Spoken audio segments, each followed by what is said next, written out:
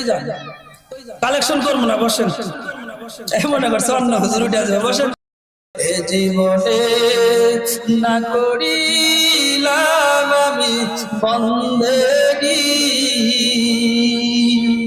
এ জীবনে না করিলাম আমি বন্দেগী গুনাহ করে কাটাইলাম জিন্দেগি গুনাহ করে কাটাইলাম জিন্দেগি তওবা করে আবার তওবা ভাঙিলাম বাবারা দিলটা গরম করে দাও তওবা করে আবার তওবা ভাঙিলাম অবশেষে খাঁটি তওবা করিলাম অবশেষে খাঁটি তওবা করিলাম আল্লাহর বান্দারা যুবক আর কতকাল গুনাহের মধ্যে হাবুডুবু খায় এই বাবারা রাত্রি 10টা 11টা 12টা পর্যন্ত অনেক মুরব্বী বাবারা আছে চা স্টলের ভিতরে দাঁড়ায় বৈশা টিভি সিনেমার দিকে তাকায় থাকেন কিনা ঘন্টার পর ঘন্টা দাঁড়ায় সিনেমা দেখে ঘন্টার পর ঘন্টা নাপাক জায়গায় দাঁড়ায় থাকে অথচ 5টা মিনিট প্রতিদিন 5টা মিনিট করে 10টা মিনিট করে 50টা মিনিট আমার মালিকের দরবারে হাজিরা দেওয়ার মতো সময় দাঁড়াইতে পারে না এরপরেও আমরা মুসলমান দাবি করি 5 ওয়াক্ত নামাজ আমাদের পড়ার মতো সময় হয় না এরপরেও মুসলমান দাবি করি এই মুসলমান দাবি করে কি জান্নাতে যাওয়া সম্ভব হবে এই বাবারা অনুরোধ করে বলবো কোন আল্লাহর বান্দা যদি বলেন হুজুর আমার পাও 2টা জরায়াদার নামে ধরতে রাজি জীবনে কোনো দিন উলামায়ে কেরামের সঙ্গে বেয়াদবি করবেন না জীবনে কোনো দিন আলেমদের দিকে বকাবাজি করবেন না কপালটা পুড়ে যাবে রে বাবা কোরআনের এত দাম এই সামান্য একটা কাগজের মধ্যে যদি আরবি লেখা হয়ে যায় এই কাগজটাও বড় দামি হয়ে যায় আরো একটা উদাহরণ দিয়ে বলি এই বডির মধ্যে অনেক দামি কাপড় লাগাইলাম এই কাপড়ের কোনো মূল্য নাই ছিঁড়ে গেলে এটা দিয়ে পা মোছার একটা কাপড় বানায় দেয় অনেক সময় পুরাতন হইতে গেলে জুতাও পর্যন্ত এই কাপড় দিয়ে পরিষ্কার করা হয় কি হয় না অথচ আমার আল্লাহর কোরআনে এত দাম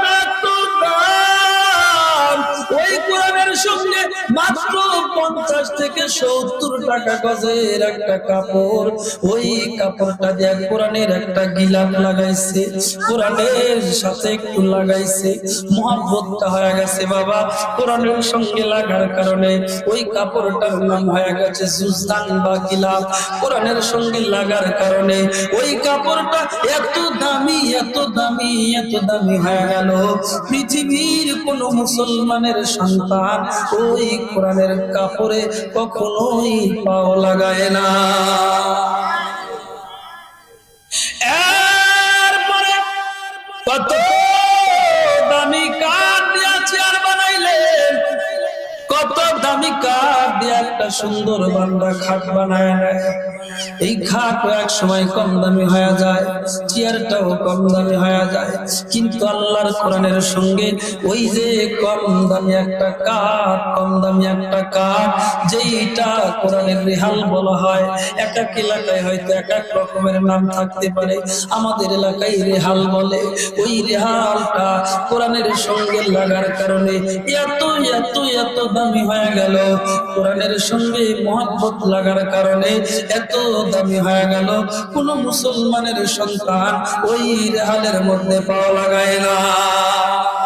অথচ এই সিনার মধ্যে, এই বডির মধ্যে আমার মালিকের কোরআন আল্লাহু আকবার বলেন, বলেন আল্লাহু আকবার। একটা পৃষ্ঠা মুখস্থ করে আল্লাহর বান্দা দেখায় দেন, বাংলা একটা ছোট্ট চটি বই। আমি বলি না 114টা গল্প আপনার মুখস্থ করতে হবে, আমি বলি না 114খানা গল্প আপনার লম্বা গল্প আপনার মুখস্থ করে দেখাইতে হবে। আমি বলি না রে বাবা, কোরআনের মতো এত মোটা একটা বাংলা বই মুখস্থ করে আমাদের শোনায় দেন, এমনও বলি না রে বাবা।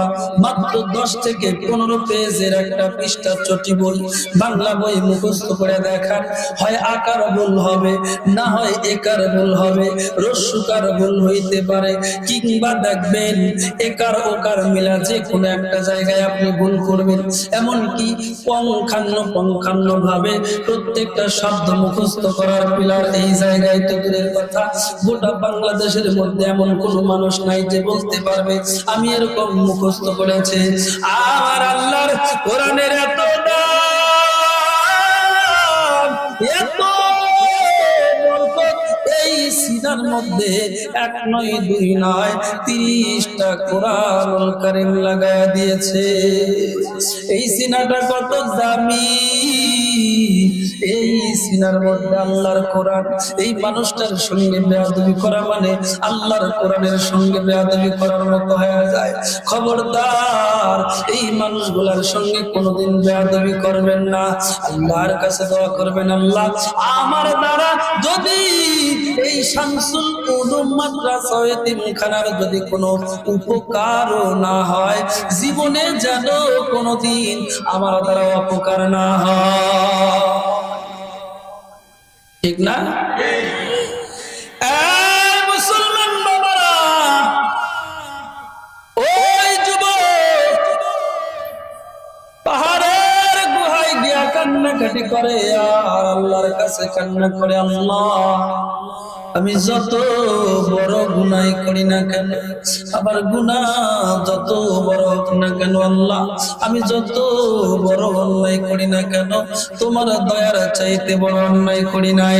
আমি যত বড় গুনাহ করি না কেন, তোমার দয়ার চাইতে বড় গুনাহ আমি করি নাই।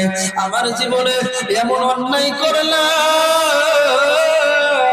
এই অন্যায়ের ক্ষমা কি হবে না?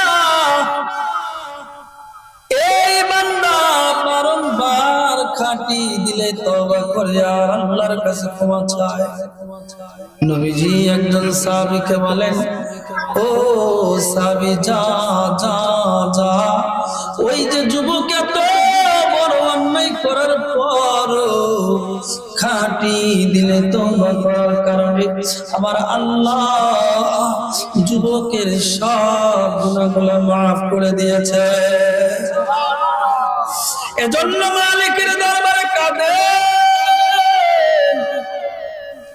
রাত্রি যখন গভীর হয়, আল্লাহর দরবারে 2 ফোঁটা চোখের পানি ছেড়ে দিয়ে কান্না করেন, আল্লাহ আমারে মাফ করে দাও। আপনি রাত্রিবেলা ঘুমায়া যান, 10টা 11টার মধ্যে ঘুমায়া যান, ফজরে আযান না হইলে আপনি ঘুম থেকে উঠেন না। অথচ মাদ্রাসাগুলোর ভিতরে তাকায় দেখবেন রাত্রি 3টা 3:30 4টার দিকে কোরআনের আওয়াজ শুনতে পাওয়া যায়। ওই গভীর রাত্রিতে কোরআন পড়ে, ফজরের নামাজ পড়ে, আবার দোয়া করে, আল্লাহ এই মহল্লার যত মানুষ কবরে চলে গেছে, আল্লাহ সবগুলা কবর জান্নাতের বাগান বানায়া দেয়। দোয়া করে না? কালেমা পড়ে লা ইলাহা ইল্লাল্লাহ, জবান খুলে লা ইলাহা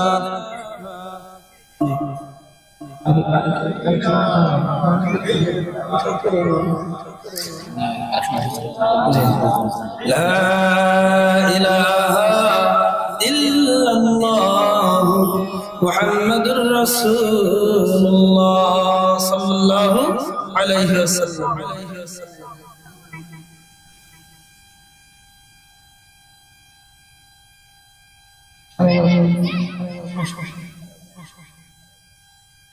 আলহামদুলিল্লাহ বলেন, লিল্লাহে তাকবীর। আল্লাহর দেখি ইমানটা কত মজবুত করে একটু আওয়াজ দিয়া দিবেন। এটা কিন্তু কবরস্থান না, এই কবরের বয়ান শুনে কবরস্থান মুর্দার মতো দিলটা বাড়িয়ে দিয়েন না। দেখি জিন্দা মানুষের একটা আওয়াজটা শুনতে চাই। লিল্লাহে তাকবীর, নারায়ে তাকবীর। আবু রায়হান সাহেব নগদ 2000 টাকা বলেন মারহাবা। আল্লাহ দান কবুল করো, জানে মালে বরকত দিয়া দাও, হায়াতের মধ্যে বরকত দিয়া দাও, রুজি রোজগারে বরকত দিও, জীবনে কোনোদিন বালা মুসিবত দিও না। গলায় টিউমার হয়েছে, আল্লাহ সকল প্রকার বালা মুসিবত থেকে হিফাজত করে শেফাআত কামিলা দান করে দাও, বলেন আমিন। এই মুরব্বি মুরব্বি কই যান? কালেকশন করব না, বসেন। এই মনে করছে অন্য হুজুর উঠে আসবে, বসেন।